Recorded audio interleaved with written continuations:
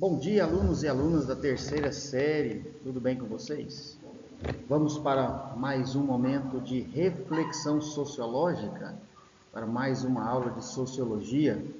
Nós estamos trabalhando nessas últimas aulas dois teóricos, e é bom estarem bem atentos porque os dois teóricos vão se opor com relação à divisão social do trabalho. De que nós estamos falando? Primeiro, nós estamos falando de Karl Marx e segundo, Émile Durkheim. E na aula de hoje nós vamos dar continuidade ao pensamento de Durkheim com relação à sua sociologia. Lembrando, a sociologia para Durkheim é uma sociologia realmente científica, ou seja, Durkheim é considerado o pai da sociologia moderna. E isso se dá porque ele vai buscar elementos da ciência natural ou das ciências naturais para implementar a sua ciência sociológica. Então ele vai buscar metodologias, ele vai buscar a forma de se estudar, a forma de se trabalhar, os estudos com relação às questões e fenômenos naturais e trabalhar isso na sociedade, tendo a sociedade como um objeto de estudo. Em outras palavras, assim como o cientista estuda um objeto, o que nós podemos falar de coisa ou alguma coisa, Durkheim vai eleger a sociedade como um objeto, como uma coisa a ser estudada. Pois bem, o nosso objetivo tem sido compreender a divisão social do trabalho e a coexistência de diferentes relações sociais de produção, com ênfase na divisão de classes no modo de produção capitalista. Agora, interessante, deixa eu voltar aqui. Podemos já começar a traçar aqui um paralelo ou uma comparação. Quando nós pensamos na divisão social do trabalho, e lembramos de Karl Marx vai dizer que a sociedade se divide em classes, e ele vai estabelecer duas classes, de um lado capitalista, do outro lado trabalhador. Porém, Émile Durkheim vai destoar desse pensamento. Por quê? Para Durkheim, a sociedade ela acaba não se dividindo, mas entrando em uma espécie de coesão, de unidade, justamente por causa da produção e a especialização. A palavra é essa. Então, uma sociedade especializada na produção, no trabalho, dividida, sim, por áreas de especialização, vai fazer com que essa sociedade não se separe e não entre em conflito, como pensou Karl Marx, mas vai se unir, o que Durkheim chama de coesão, porque vai gerar uma sociedade dividida em especialistas. Veja, é uma divisão por área de trabalho. E essa divisão por área de trabalho vai causar uma junção. Fácil de entender. Um trabalhador vai depender do outro trabalhador. Por isso Durkheim vai dizer, olha, não existe uma divisão de classes, existe sim uma especialização, e a partir da especialização do trabalho, vai haver a necessidade, ou haverá a necessidade, de uma coesão, porque um vai depender do outro. O trabalho de um na dependência do outro. O trabalho de um não vai funcionar sem o trabalho do outro. Então veja que há uma diferença. Karl Marx vai dizer que a sociedade entrará em conflito e Durkheim vai dizer que não. Haverá uma solidariedade. E ele até chama esse tipo de sociedade superior. Justamente porque agora encontramos um ponto em comum de uma interdependência, e essa interdependência, ou seja, um dependendo do outro, vai gerar a coesão. Beleza? Se ficou um pouquinho atropelado, me perdoe, mas é isso mesmo. De um lado, nós temos Karl Marx dividindo em classes, bem simples. Do outro lado, nós temos Durkheim dizendo que não há essa divisão de classe. Há uma divisão, sim, de trabalho, uma especialização, mas não uma divisão de classe. E por existir essa especialização, e isso com o crescente desenvolvimento da indústria, do trabalho, da produção, por existir essa especialização, fará com que, por sermos agora especialistas em determinadas áreas de produção, nós também vamos precisar um do outro, o que ele vai chamar de interdependência. E isso vai gerar uma sociedade coesa, coesão social. Vamos lá. A nossa avaliação. É sempre bom pontuar que nós avaliamos a aula. E com qual objetivo? Chegar ao final da aula tendo a capacidade, a condição de percebermos o alcance do nosso objetivo. É isso que nós vamos avaliar. Será que no final dessa aula nós realmente alcançamos o objetivo proposto? Que é esta análise, essa compreensão da sociedade a partir do modo de produção? Esse é o nosso objetivo, com o pensamento de Marx e o pensamento de Durkheim. Pois bem, só para relembrar, na aula passada nós trabalhamos a divisão do trabalho, alguns colocam divisão do trabalho social, outros a divisão social do trabalho, entendendo que o funcionamento da sociedade para Durkheim tem a mesma forma que a biologia entende o funcionamento do corpo humano. Por isso eu disse no início, Durkheim vai buscar elementos das ciências naturais, metodologias das ciências naturais para analisar, para estudar, para investigar a sociedade. Por isso a sociologia, ela vai se tornar e vai ser reconhecida como uma ciência. Por quê? Para que uma área realmente se enquadre como uma área científica, é necessário o poder da investigação científica, a metodologia, a forma como se faz, mesmo pensando na forma laboratorial, tem como levar o objeto do estudo, a coisa do estudo para um laboratório, é o que faz, em outras palavras, Emile Durkheim pensando a sociedade. Ela se torna um objeto de estudo, uma coisa de estudo. Então vamos adiante. Daí o efeito mais importante da divisão do trabalho, pensando em Durkheim, não o seu aspecto econômico, com o aumento da produtividade, mas ele vai pensar como efeito importante na divisão do trabalho a integração e a união dos membros. Olha como é interessante. Já Karl Marx, ele não vai pensar na integração e união, ele vai pensar na separação, por isso ele vai usar a sua frase célebre, que a história da humanidade é a história da luta de classes, ou desenvolvimento das sociedades, perpassa pela luta de classes, ou seja, uma divisão, uma separação, com Durkheim diferente. Ele vai denominar até de solidariedade, e o que particularmente eu acho mais interessante é quando ele diz sociedade superior. Quer dizer, a integração, a união, leva a uma sociedade superior. Bastante interessante. Vamos lá. Só para fecharmos aqui como um apanhado, porque é isso que compõe o pensamento de Durkheim. A sociedade pré-capitalista e as suas características, e a sociedade capitalista também com suas características. O fechamento aqui, é importante observar, o que ele vai chamar de solidariedade. E ele vai apontar para dois modelos de solidariedade. A solidariedade mecânica e a orgânica. Cada qual ligada a um momento dentro da sociedade. O momento pré-capitalista com a mecânica.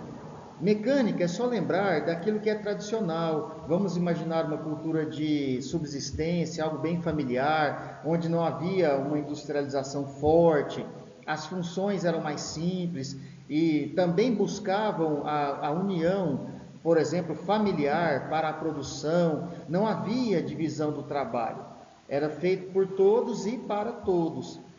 Ele chamou essa solidariedade de mecânica e depois ele vai chamar de solidariedade orgânica quando a sociedade parte para o mundo realmente capitalista, vai se modernizando, diversificando, industrializando e criando complexidades.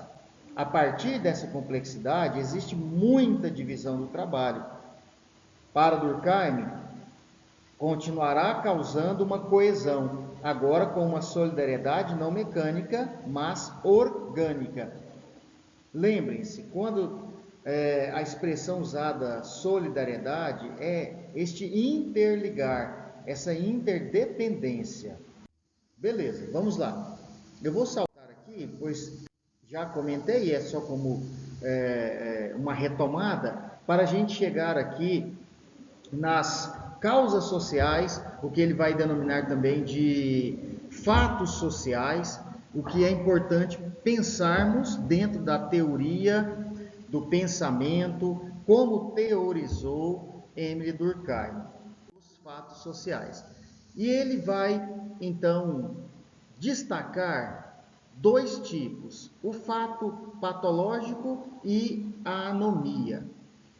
O crescente desenvolvimento da indústria e da tecnologia faz com que Durkheim acabe criando ou tendo uma visão muito otimista sobre o futuro do capitalismo.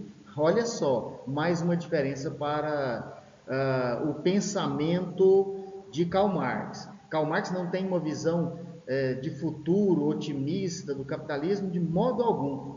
Ele chega a dizer em seu texto que o capitalismo está fadado a chegar a uma crise e essa crise levará o capitalismo ao fim. E depois dessa crise, para Karl Marx, será estabelecido então o socialismo, que por sua vez dará lugar posteriormente ao comunismo. Essa é a visão de Marx. Olha Durkheim vai dizer negativo. Eu tenho uma visão otimista sobre o futuro do capitalismo. Justamente por quê? Porque vai proporcionar uma solidariedade, uma interdependência e uma sociedade superior. O capitalismo, então, é uma sociedade perfeita, pois a maior divisão de trabalho aumenta a especialização de funções, que aumenta a dependência, tendo, então, maior solidariedade.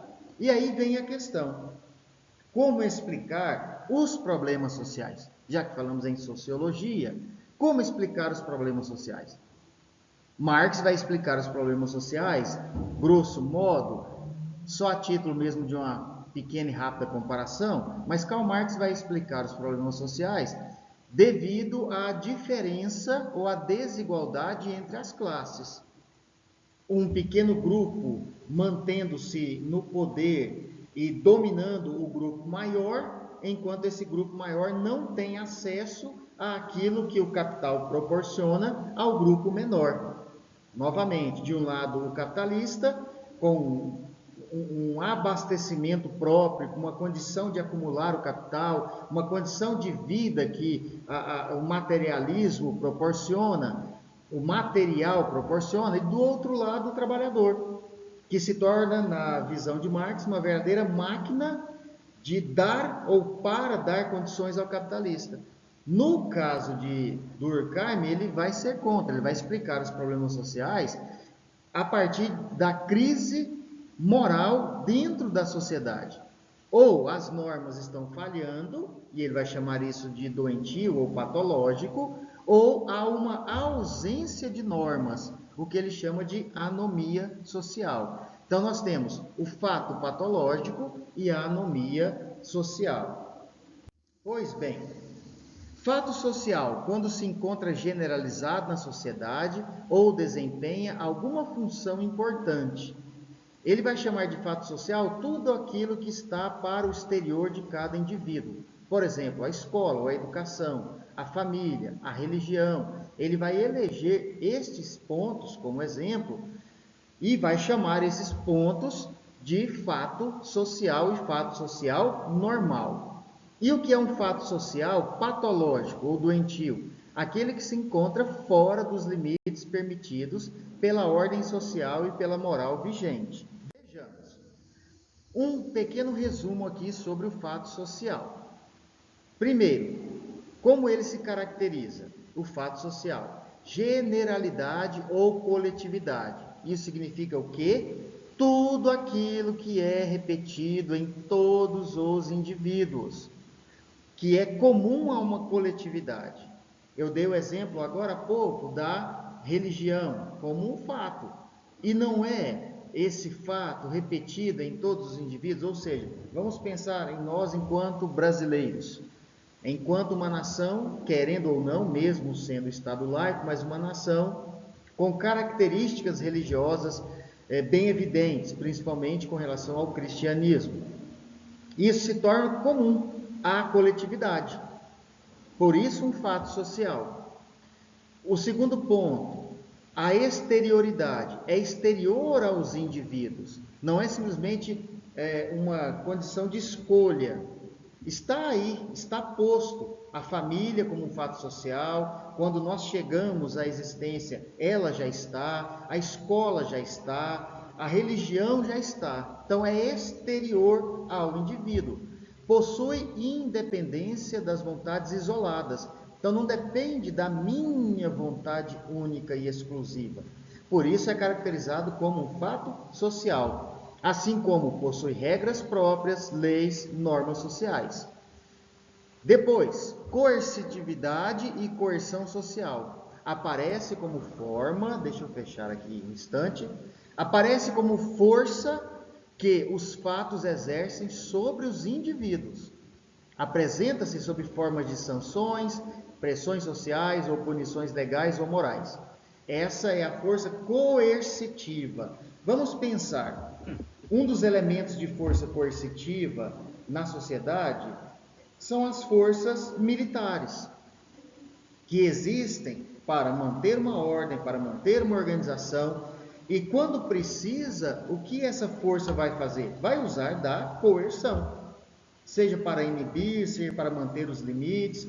Então, existem forças e na sociedade como um fato também, e essa força, novamente, ela é exterior ao indivíduo. Então, não depende da minha vontade. Se necessário for, a coerção, ela é e entra em uma prática. Aliás, nós podemos dizer que vivemos sobre a força da coerção. Não é tudo o que desejamos, queremos, que podemos simplesmente fazer. Por quê? Conscientemente, nós temos uma ideia de que praticando atos A ou B que podem entrar em desacordo com aquilo que é socialmente aceitável, forças de coerção vão agir. E essas forças acabam agindo antes daquilo ou do que eu cometa. Por isso, uma força que está para além do indivíduo, além da vontade do indivíduo, ok? Nós ainda vamos ter mais uma aula para complementarmos o pensamento tanto de Karl Marx quanto de Emile Durkheim e perceber como ele vê e trabalha esse fato, ou o que ele chama de fato social, tá bom? Também vamos trabalhar um pouquinho sobre a sua perspectiva com relação, deixa eu voltar aqui, a uma temática importante que é a do suicídio. E ele vai trabalhar uma análise social com relação ao suicídio, vai estabelecer alguns tipos, algumas características do suicídio, ok? Então nós vamos ficar por aqui, que vocês possam desfrutar desta reflexão, dessa aula. Vamos nos empenhar para conhecer, aumentar o nosso campo de argumentação a partir desses dois pensadores teóricos que são extraordinários. Nos ajudam bastante.